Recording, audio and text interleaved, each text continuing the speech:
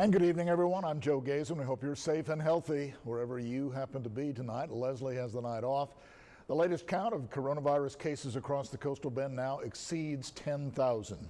In Nueces County alone, that number is more than 8,800.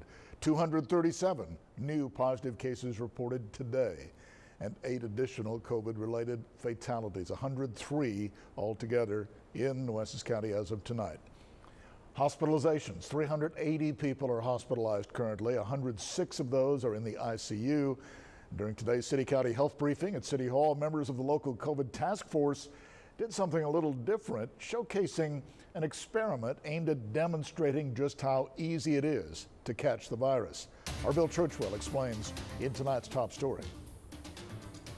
Look at this woman in the grocery store. She ain't wearing a mask, and then this dude without a mask invades her body bubble, talking way too close. He has the Rona, and she's about to get it. It's a sketch showcased by local health officials during the city-county coronavirus briefing to try and drive home just how important safety measures against the virus really are. The Rona is putting in work, but at this point, we're still hanging out and kicking it because there are no symptoms yet. And today we're announcing 8 new deaths. The county reaching a grim milestone, topping the 100 mark of the number of deaths associated with COVID-19. But despite this, city and county leaders remain hopeful that the 7-day average in positive COVID cases could drop this week. So when they drop off, if our cases stay low, then our 7-day average should drop pretty significantly tomorrow. 150 people showing up to the health district's latest drive-through.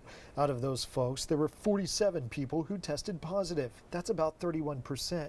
Officials saying they had to start using the reverse alert system to notify people of their results because of how inundated they are every day with tests. And this isn't just here at the health department, it's in our hospitals, hospital beds, ICUs. Meanwhile, County Judge Barbara Canales announcing they are working to offer a type of mass testing through a new testing company that is aimed at making the process easier.